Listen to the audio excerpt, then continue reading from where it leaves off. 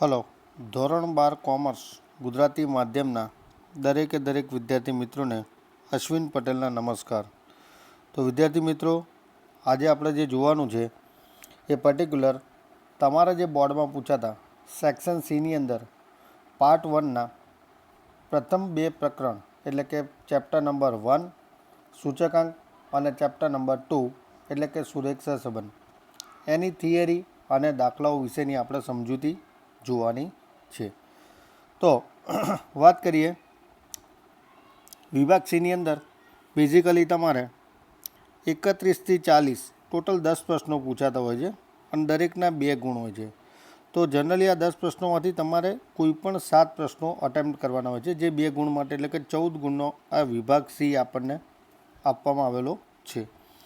તો હવે વાત કરીએ કે સૌપ્રથમ ચેપ્ટર નંબર 1 એટલે કે સૂચકાંકની થિયરી વિશેની વાત કરીએ.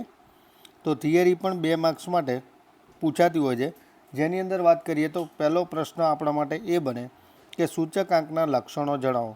તો સૂચકાંકના લક્ષણો છે કયા તેના વિશેની આપણે માહિતી મેળવવાની છે. તો સૂચકાંકના લક્ષણોમાં પ્રથમ લક્ષણ એમ કહી શકાય કે સૂચકાંક એ ચલ રાશિમાં થતા ટકાવારી ફેરફાર દર્શાવતું માપ છે, પણ એ માપ કેવું છે? સાપેક્ષ માપ છે. તો ખાસ ધ્યાન આપો, ટકાવારી ફેરફાર એટલે આપણે સૂચકાંકના સૂત્રમાં I બરાબર P1/P0 × 100 કરીએ છીએ. તો ઇન્ટુ 100 એટલે શું બતાવે છે કે ટકાવારી, અને સાપેક્ષ એટલે કે અહીંયા 2 વર્ષ માટેની શું બતાવે છે? સરખામણી. એક છે આધાર વર્ષ અને બીજું છે ચાલુ વર્ષ. તો એ બંનેની સરખામણી કરવામાં આવતી હોવાથી એ આપણા માટે સાપેક્ષ માપ છે એમ કહી શકાય. સેકન્ડ નંબરનો એનો લક્ષણ એ કહી શકાય કે તે એકમથી મુક્ત છે, મતલબ કે એકમની એના ઉપર કોઈ અસર જોવા મળતી નથી. ત્રીજું લક્ષણ મહત્વનું કહી શકાય કે તુલનાત્મક આંક દર્શાવે છે, મતલબ કે જ્યારે અલગ અલગ પ્રકારની ચીજવસ્તુઓ આપણને દર્શાવેલી હોય તો દરેકે દરેક ચીજવસ્તુની અંદર થતો ફેરફાર એ એક ચીજવસ્તુમાં કેટલા ટકા ફેરફાર થાય તો એની સાપેક્ષ બીજી ચીજવસ્તુમાં કેટલા ટકા ફેરફાર થાય. આમ 2 વસ્તુઓ વચ્ચેની તુલના દર્શાવે છે, માટે એ તુલનાત્મક માપ છે અથવા તો એના પરથી દર્શાવાતો આંક એ તુલનાત્મક આંક કહી શકાય. ત્યારબાદ છે 2 ભિન્ન સમયની પરિસ્થિતિની ટકાવારી ગુણોત્તર દ્વારા સરખામણી કરવામાં આવે છે. તો અહીંયા પણ આપણે 2 અલગ અલગ વર્ષ તરીકે ધ્યાનમાં લઈએ છીએ. એક છે આધાર વર્ષ કે જે ભૂતકાળનું કોઈ પાછળનું વર્ષ પણ લઈ શકાય, અને એક છે કરંટ એટલે કે ચાલુ વર્ષ. તો અહીંયા 2 ભિન્ન સમય અલગ અલગ છે. ભૂતકાળનું 2 વર્ષ કે 5 વર્ષ પહેલાંનું વર્ષ અને એક ચાલુ વર્ષ. તો અહીંયા 2-5 વર્ષનો જે સમયગાળો દર્શાવે છે એ ભિન્ન સમયની પરિસ્થિતિમાં ચીજવસ્તુમાં થતો ટકાવારી ફેરફાર એ સૂચકાંક દર્શાવે છે. ત્યારબાદ નેક્સ્ટ, આ એક સરેરાશ માપ છે, તેથી તે સરેરાશના બધા જ લક્ષણો એની અંદર જોવા મળે છે, અને એ એક ભારિત સરેરાશ પણ કહી શકાય. કારણ કે આપણે સૂચકાંકનું એક સૂત્ર એવું પણ જોઈએ છે કે σIw/σw, મતલબ કે ચીજવસ્તુને અહીંયા શું આપવામાં આવે છે? મહત્વ પ્રમાણે એનો ભાર આપવામાં આવે છે, માટે એક ભારિત સરેરાશનું માપ પણ આપણે કહેવું હોય તો કહી શકાય. તો વિદ્યાર્થી મિત્રો, આ હતા ફર્સ્ટ ક્વેશ્ચન આપણા માટે સૂચકાંકના લક્ષણો, જે વિશે આપણે માહિતી મેળવી. ત્યારબાદ મોસ્ટ ઇમ્પોર્ટન્ટ ક્વેશ્ચન, ફિશરના સૂચકાંકને આદર્શ સૂચકાંક શા માટે કહેવામાં આવે છે? તેના કયા એવા મેજર પરિબળો છે જેના કારણે આપણે કહી શકાય કે ફિશરનો સૂચકાંક એ આદર્શ સૂચકાંક છે? તો પહેલાં પહેલું, ફિશરના સૂચકાંકની રચનામાં આધાર વર્ષ અને ચાલુ વર્ષ એમ બંનેના ભાવ અને જથ્થા બંને વસ્તુને આપણે ગણતરીમાં લઈએ છીએ. તો આપણે જોયું કે ટોટલ 3 પ્રકારના સૂચકાંકો મહત્ત્વના છે. પહેલું છે લાસ્ટ યર, બીજું છે પાસે. લાસ્ટ યરમાં તમે જુઓ તો માત્ર આધાર વર્ષના જથ્થો એટલે કે Q0ને જ મહત્ત્વ આપવામાં આવે છે. પાસેમાં માત્ર ચાલુ વર્ષનો જથ્થો એટલે કે Q1ને મહત્ત્વ આપવામાં આવે છે. પરંતુ આ ફિશર જ એક એવું છે કે જેમાં લાસ્ટ યર અને પાસે એટલે કે લાસ્ટ યરનો આધાર વર્ષનો જથ્થો અને પાસેનો ચાલુ વર્ષનો જથ્થો એટલે કે Q0 અને Q1 સાથે એ રીતે બંનેના ભાવ, આધાર વર્ષનો ભાવ અને ચાલુ વર્ષનો ભાવ બંનેને મહત્ત્વ આપવામાં આવતું હોવાથી એ અહીંયા આદર્શ તરીકે ગણતરીમાં લઈ શકાય. બીજું છે ફિશરનો સૂચકાંકના અગત્યના 2 મૂળભૂત પરીક્ષણોમાંથી પસાર થાય છે. આ સવાલ વિદ્યાર્થી મિત્રો બોર્ડની અંદર 1 માર્ક્સ માટે પણ સેક્શન બીની અંદર આવી શકે કે ફિશરનો સૂચકાંક એ કયા બે મૂળભૂત અથવા તો સૂચકાંકની મૂળભૂત બે પરીક્ષણોના નામ જણાવો અથવા તો કસોટીઓમાંથી પસાર થાય છે એ જણાવો. તો પહેલું આવશે એ સમય વિપર્યાસ અને બીજું છે પદ વિપર્યાસ પરીક્ષણ. આ બે વસ્તુ ખાસ ધ્યાન આપજો. ત્યારબાદ છે આ સૂચકાંકની ગણતરીમાં સૂચકાંકની રચના માટે શ્રેષ્ઠ સરેરાશ ગુણોત્તર મધ્યકનો ઉપયોગ કરવામાં આવે છે. ત્યારબાદ આ સૂચકાંક લાસ્પેર અને પાસેના સૂચકાંકોમાં રહેલા દોષોને દૂર કરે છે. મતલબ કે બંને સૂચકાંકોની અંદર જે પણ ખામી રહેલી છે એ ખામી અહીંયા દૂર કરવામાં આવે છે. ત્યારબાદ હવે નેક્સ્ટ આપણે જોવાનું છે એક રકમ છે આપણી પાસે, જેમાં એવું કીધું છે કે એક સમયગાળા દરમિયાન જીવન નિર્વાહ ખર્ચનો સૂચકાંક 280થી વધીને 340 થયો, જ્યારે વેતન 3500થી વધીને 13,500થી વધીને 14,750 થયું હોય તો કામદારને વાસ્તવમાં કેટલો ફાયદો થશે કે નુકસાન, એના વિશેની આપણે માહિતી મેળવવાની છે. તો એના માટે આપણે જોઈએ કે સૌપ્રથમ આપણને જીવન નિર્વાહ ખર્ચનો સૂચકાંક એ આપણને આપી દીધો છે. એક છે 280 અને એ સમયે એનું વેતન 13,500. આ બંને આધાર વર્ષનું સૂચકાંક અને આધાર વર્ષનું વેતન આપણને આપી દીધું છે. હવે ચાલુ વર્ષનો જો જીવન નિર્વાહ ખર્ચનો સૂચકાંક આપણને આપી દીધો કેટલો છે 340, તો એ પ્રમાણે હકીકતમાં વેતન કેટલું થાય એ આપણે શોધવું પડે. તો એ પ્રમાણે આપણે વેતન શોધીએ તો એક સ્ટેપ એવું લખી શકાય કે 280 જ્યારે સૂચકાંક હોય ત્યારે એનું વેતન કેટલું છે 13,500. તો ચાલુ વર્ષનું સૂચકાંક 340 હોય ત્યારે વેતન કેટલું, તો એ પ્રમાણે જોવા જઈએ તો 16,392.86 રૂપિયા આપણું વેતન મળે. જ્યારે હકીકતમાં કેટલું આપણને આપેલું છે 14,750 જ થયું છે અને થવું જોઈએ કેટલું 16,392.86.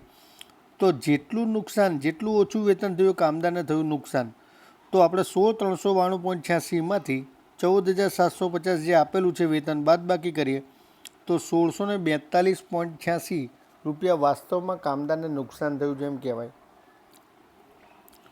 ત્યારબાદ છે નેક્સ્ટ દાખલો. આઈએલની વેલ્યુ તમને આપી છે 221.5, આઈએફ આપ્યું છે 222. તો એના ઉપરથી આપણે આઈપી એટલે કે પાસેનો સૂચકાંક શોધવાનો છે.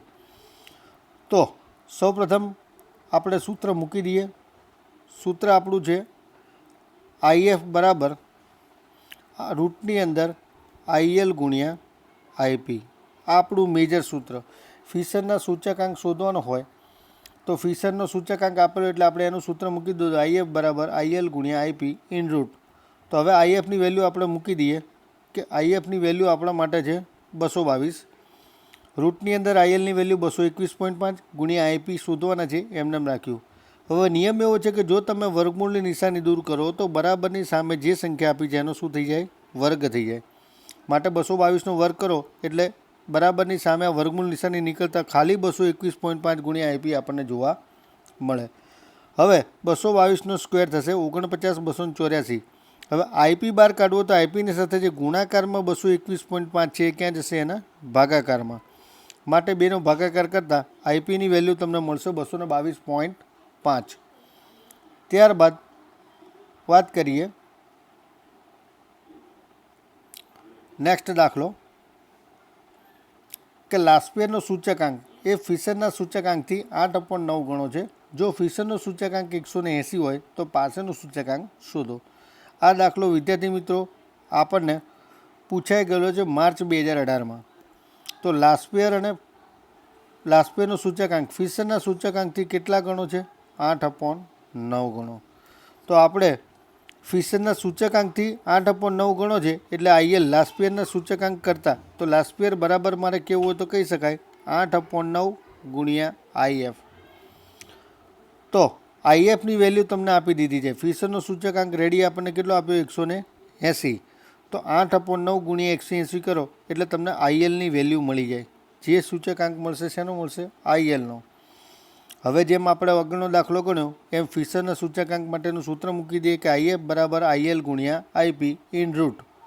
હવે આઈએફની વેલ્યુ આપણને આપેલી જ છે દાખલાની રકમમાં 180 બરાબર આઈએલ શોધી નાખ્યું 160 ગુણ્યા આઈપી. સેમ આગળના દાખલાની જેમ વર્ગમૂળ દૂર કરો તો બરાબરની સામે જે સંખ્યા જેનો સ્ક્વેર થઈ જાય એ સ્ક્વેર કરો જેના બરાબર 160 જે ગુણાકારમાં છે આઈપીના એ ક્યાં જશે ભાગાકારમાં. એટલે 202.5 આપણા માટે ફિશરના સૂચકાંકનો જવાબ આવે. ત્યારબાદની રકમ છે જે માર્ચ 2020માં દાખલો પૂછાયો છે કે 3 વસ્તુઓના ભાવ સાપેક્ષ આંકમાં થયેલ ટકાવારી વધારો. હવે આ વસ્તુ ખાસ ધ્યાન આપજો, જ્યારે વધારો કે તે આધાર વર્ષની સરખામણીમાં ચાલુ વર્ષે આટલો ટકાવારી શું થયો છે, વધારો થયો છે. તો જેમાં આપણે 100 શું કરશું, પ્લસ કરશું. તો આપણને આપે છે 315, 328 અને 390. આ ત્રણેય વસ્તુનું મહત્ત્વ પણ તમને આપી દીધું, 5:7:8, જે આપણા માટે ભાર અથવા તો વેટેજ કહેવાય. અહીંયા ભાવનો સામાન્ય સૂચકાંક શોધવાનો, જે માર્ચ 2020ની અંદર દાખલો પૂછાયેલો છે. તો આ દાખલાને આપણે આ રીતે કોષ્ટકમાં તૈયાર કરી શકાય. તો કોષ્ટક પ્રમાણે જોવા જઈએ તો પહેલાં વસ્તુ આપણને 3 વસ્તુ આપી છે, એટલે 1, 2, 3 અથવા તો ABC પણ લખી શકાય. ભાવમાં ટકાવારી વધારો, તો ભાવમાં ટકાવારી વધારો જે તમને આપ્યો જે કયો છે 315, 328 અને 390. જેમાં વધારો કીધો એટલે કે આધાર વર્ષનો સૂચકાંક કેટલો હોય, 100. એમાં પ્લસ ટકાવારી શું થાય, વધારો. વધારો કીધો એટલે 100માં પ્લસ કરવાનું, જો ઘટાડો કીધો તો 100માંથી શું થશે, માઇનસ. તો 100માં બધી જ વસ્તુ વધી છે, એટલે બધા વસ્તુમાં 315 + 100 કરો એટલે 415, 328માં 100 પ્લસ કરો 428 અને 390માં 100 પ્લસ કરો 490. ભાર તમને રેડી આપી દીધો 5, 7 અને 8. IW છેલ્લું સ્ટેપ, બેયનો થશે ગુણાકાર. એ ગુણાકારનો સરવાળો કરો એટલે આપણને મળશે સિગ્મા IW. ડબલ્યુનો પણ સરવાળો કરો એટલે સિગ્મા W મળશે 20. હવે ભાવનો સામાન્ય સૂચકાંક શોધવા માટેનું સૂત્ર આપણું છે કે સિગ્મા IW/સિગ્મા W. સૂત્ર પ્રમાણે આપણે કિંમતો મૂકવાની છે. તો IW આપણને આવ્યું 8991/20 બરાબર 449.55. આ આપણો થશે ફાઇનલ જવાબ. ત્યારબાદ વાત કરીએ તો છે દાખલા નંબર 7.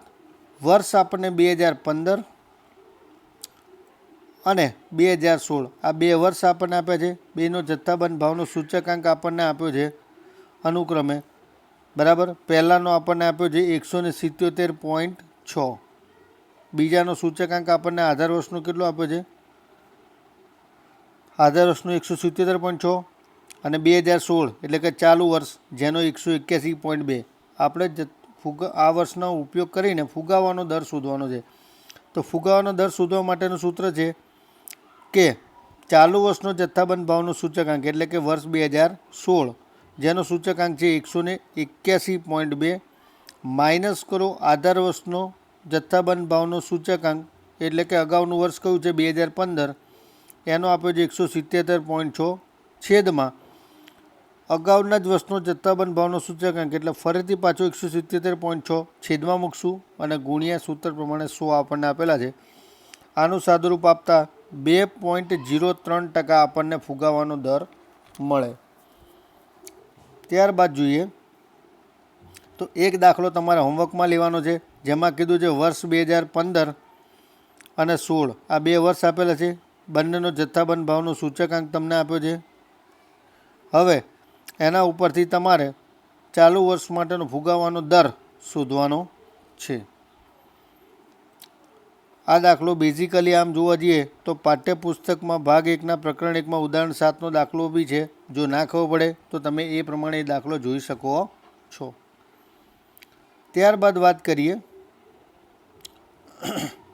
તો એક દાખલો એવો છે કે ઉત્પાદનની નીચેની માહિતી પરથી અચલ આધાર 2017 અને પરંપરિત આધારની રીતે આપણે ઉત્પાદનનો સૂચકાંક શોધવાનો છે. તો બંને રીતનો આપણે ઉપયોગ કરીને સૂચકાંકની ગણતરી કરવાની છે.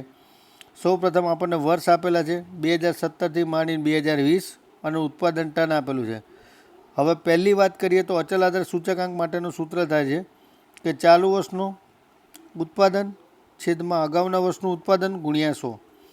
તો પહેલા વર્ષે તો 40/40 ચાલુ વર્ષનું થયું 40 અને એના ભાગ્યા પણ કરો 40, તો 40 નીકળી ગયા તો વધે શું 100. હંમેશા આધાર વર્ષનું સૂચકાંક 100 જ હોય, ના ખબર પડે તો લખી દેશું તો પણ ચાલશે. હવે ચાલુ વર્ષનું ઉત્પાદન એટલે કે 45, આધાર વર્ષ આપણા માટે છે 2000 ને પહેલું જ જે વર્ષ આપણને આપ્યું જેનો ભાવ કેટલો છે 40, તો દરેકના છેદમાં 40 લખવાના થશે એટલે કે 45/40, પછી 72/40 અને પછી 60/40. એટલે દરેકના અલગ અલગ તમને સૂચકાંક મળશે. પરંપરિત આધારની રીતના સૂચકાંકમાં ચાલુ વર્ષનું ઉત્પાદન છેદમાં અગાઉના વર્ષનું ઉત્પાદન ગુણ્યા 100. તો પહેલા વર્ષે તો 100 જ આવશે, એમાં કોઈ ચેન્જ થશે નહીં. બીજા વર્ષ માટેની વાત કરીએ તો 45/40, કારણ કે અગાઉનું વર્ષ ઉપરનો સૂચકાંક થાય.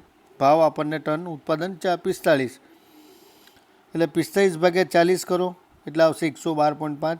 પછી 72 ઉપર કેટલા હતા અગાઉનું વર્ષ પ્રમાણે જોતા શું આવશે 45. પછી 60 શું આવશે 72. ટૂંકમાં ચાલુ વર્ષનો જે આ ભાવ કે ઉત્પાદન આવે ઉપર રાખવાનું અને છેદમાં અગાઉના વર્ષનો જે કંઈ ઉત્પાદન હોય એ આપણે છેદમાં રાખશું અને ગુણ્યા 100 કરો એટલે દરેકે દરેક 3 વર્ષ માટેની આપણને પરંપરિત આધારે સૂચકાંક મળી જાય. ત્યારબાદ વાત કરવાની છે ચેપ્ટર નંબર 2 પ્રકરણ 2, જેના દાખલા આપણે અહીંયા જોવાના ચાલુ કરીએ છીએ. તો પ્રકરણ નંબર 2ની અંદર તમને આપ્યું છે COV XY એટલે કે કોવેરિએશન ઓફ XY 120, SX 12, SY 15. તો આપણે આરની વેલ્યુ શોધવાની છે. તો સૌપ્રથમ આપણે અહીંયા એનું સૂત્ર મૂકી દઈએ કે R બરાબર જ્યારે COV XY આપેલા હોય ત્યારે આપણું સૂત્ર બને છે R બરાબર COV XY અપોન SX ગુણ્યા SY. બધી જ વેલ્યુ આપણે કિંમત આપી દીધી છે. તો પહેલું છે આપણને આપ્યું છે 120 COV XY, પછી SX 12 અને SX 15 SY 15. સાદુરૂપ આપશો 0.67 તમારો જવાબ આવે. નેક્સ્ટ આપણને આપ્યું છે કે નીચેની વિગતો પરથી સહસંબંધાંક આરની ગણતરી કરવાની છે અને અર્થઘટન પણ શોધવાનું છે, જે માર્ચ 19ની અંદર દાખલો પૂછાયેલો છે. તો અહીંયા તમને આપ્યું છે n સિગ્મા કૌંસમાં x માઇનસ x બાર ઇન્ટુ બીજા કૌંસમાં y માઇનસ y બાર, જેની વેલ્યુ આપણને આપી છે 60, SX છે 5 અને SY છે 6. તો ફરીથી આપણે આનું સૂત્ર COV XYના સ્થાને સિગ્મા કૌંસમાં x minus x bar upon into y minus y bar upon એના મૂકી શકાય અને સાથે સાથે SX ગુણ્યા SY પણ મૂકીએ એટલે બધી જ વેલ્યુ આપણી પાસે છે. તો એનો ફાઇનલ આન્સર આવશે 0.2. આમ તમારા R એટલે કે સહસંબંધાંકની વેલ્યુ આપણને કેટલી મળશે 0.2. ત્યારબાદ છે દાખલો અવલોકનની 10 જોડ માટે ખાલી સિગ્મા d² આપણને આપે છે 120. તો ક્રમાંક સહસંબંધાંકની કિંમત શોધવાની છે. તો 10 જોડ આપી છે, મતલબ એવો મિનિંગ એવો થયો કે n બરાબર આપણને કેટલા આપેલા છે 10. n 10 આપ્યા, સિગ્મા d² છે 120. તો અહીંયા પણ આપણે R શોધવા માટેનું એક સૂત્ર છે. R બરાબર છે ક્રમાંક સહસંબંધાંક શોધવા માટે 1 - 6 સિગ્મા d² અપોન n કૌંસમાં n² - 1. આ 1 - 6 ઇન્ટુ સિગ્મા d² આપણને કેટલા આપ્યા છે 120 અને nની જગ્યાએ 10, 10નો સ્ક્વેર -1. સૂત્ર પ્રમાણે આ થાય. હવે 1 - 120 ગુણ્યા 6 કરશો એટલે મળશે 720. 10નો સ્ક્વેર 100, 100માંથી 1 જાય એટલે આવશે 99 અને 99નો 10 સાથે ગુણાકાર કરો એટલે 990 ઉપર 720, 2નો ભાગાકાર 0.73. 1 - 0.73 એટલે કે ફાઇનલ આન્સર તમને મળશે 0.27. આ રીતે ક્રમાંક સહસંબંધાંકનું સૂત્ર મૂકીને દાખલાનો જવાબ લાવી શકાય. ત્યારબાદ છે એક દાખલો કે આપણને બે સંબંધિત ચલ માટે 10 અવલોકનોની જોડ માટે સિગ્મા x - 50 બરાબર 0 આપ્યું છે, y - 120 બરાબર 0 આપ્યું છે. x - 50નો સ્ક્વેર એટલે કે 100, y - 120નો સ્ક્વેર એટલે કે 250. એ જ રીતે x - 50 અને y - 120 બંનેનો ગુણાકાર 130 આપ્યો હોય તો x અને y વચ્ચેનો આપણે સહસંબંધાંકની વેલ્યુ શોધવાની છે. તો અહીંયા વિદ્યાર્થી મિત્રો આ જે કિંમત આપી છે એના ઉપરથી સિમ્પલ આપણા ગુણત પ્રઘાતની રીતનું સૂત્ર એટલે કે સહસંબંધાંક R શોધવા માટે ગુણત પ્રઘાતની રીતનું સૂત્રનો ઉપયોગ કરવાનો થશે. તો R બરાબર સિગ્મા કૌંસમાં x - x બારનો સ્ક્વેર ઇન્ટુ બીજા કૌંસની અંદર y - y bar upon first રૂટની અંદર સિગ્મા કૌંસમાં x - x બારનો સ્ક્વેર ઇન્ટુ નેક્સ્ટ રૂટની અંદર સિગ્મા કૌંસમાં y - y બારનો સ્ક્વેર. આ બધી જ રકમો આપણને દાખલામાં રેડી આપી દીધી છે. સૂત્ર પ્રમાણે આપણે કિંમતો મૂકવાની છે. તો સૌ પ્રથમ x - x બાર ઇન્ટુ y - y બાર આપણને આપે છે 130 અપોન ફર્સ્ટ રૂટની અંદર x - x બારનો સ્ક્વેર આપણને આપ્યો છે 100 અને y - y બારનો સ્ક્વેર આપ્યો છે 250. હવે તમે બંનેના રૂટ દૂર કરશો તો ઉપર 130 એમને રાખશું, નીચે 100નું રૂટ કરીએ એટલે કેટલું આવશે 10, 250નું રૂટ થશે 15.81 હવે 10 ગુણ્યા 15.81 એટલે 158.1, 130 ભાગ્યા 158.1 કરો એટલે કે 0.82 તમને આર સહસંબંધાંકની વેલ્યુ જોવા મળશે. ત્યારબાદ છે દાખલા નંબર નેક્સ્ટ, અને આમ જોવા જઈએ તો લાસ્ટ વન પણ કહી શકાય. એક શાળાના વિદ્યાર્થીઓમાં 10 વિદ્યાર્થીઓનો નિર્દેશ લેવાની વાત કરીએ એટલે આપણે એન બરાબર કેટલા થશે? 10. એમની ઊંચાઈ સેમી એક્સ અને વજન કિલોગ્રામ વાયની માહિતી આપણને આપેલી છે. એક્સ બાર આપ્યા છે 160, y bar 55, sigma x y 90,000, s x 25 અને એસ વાય આપણને આપેલા છે 10. તો આ બધી જ માહિતી ઉપરથી આપણે સહસંબંધાંકની કિંમત એટલે કે આરની કિંમત શોધવાની છે. તો અહીંયા આપણે આર શોધવા માટેનું સૂત્ર સૌ પ્રથમ આપણે પહેલાં જોઈ લઈએ કે આર શોધવા માટેનું સૂત્ર આપણું થશે આર બરાબર, જ્યારે બધી જ માહિતી આપી હોય ત્યારે આર બરાબર સૂત્ર થશે sigma x y minus n into x bar into y bar upon n into s x into s y. બધી જ વેલ્યુ આપણને આપી દીધી છે. તો એ વેલ્યુ પ્રમાણે આપણે જોવા જઈએ તો સિગ્મા એક્સ વાય આપણને આપે છે 90,000 માઇનસ એન એટલે કે 10, એક્સ બાર 160 અને વાય બાર છે 55 અપોન એન ફરીથી 10, એસ એક્સ 25 આપે છે અને એસ વાય આપે છે 10. સાદું રૂપ આપો તો સૌ પ્રથમ આ 90,000 છે એમને એમ રાખવાના, માત્ર n into x bar into y bar આ ત્રણ જ સંખ્યાનો આપણે ગુણાકાર કરવાનો થાય એટલે કે 10 ગુણ્યા 160 ગુણ્યા 55 કરશો એટલે 88,000 તમને જોવા મળશે. 90,000માંથી 88,000 બાદ કરો એટલે મળશે 2,000 અને 2,000 ભાગ્યા કરો 25 એટલે કે 0.8. તો અહીંયા તમને 0.8 આ તમારો શું મળશે? Final answer. બરાબર. તો વિદ્યાર્થી મિત્રો આપણે અહીંયા અલગ અલગ પ્રકારના દાખલા પર્ટિક્યુલર ચેપ્ટર 1 અને 2 માટેના દાખલા જોયા. નેક્સ્ટ વિડીયોમાં આપણે આનાથી આગળ ચેપ્ટર નંબર 3 એટલે કે સુરેખ નિયત સંબંધ અને ચેપ્ટર નંબર 4 એટલે કે સામાયિક શ્રેણી, જેમાં થિયરીનો પોર્શન સૌથી વધારે જોવા મળશે, એના રિલેટેડ દાખલાઓ વિશેની આપણે માહિતી મેળવીશું. અત્યારે આપણે અહીંયા આ લેક્ચર્સને પૂર્ણવિરામ આપે છે. Thank you.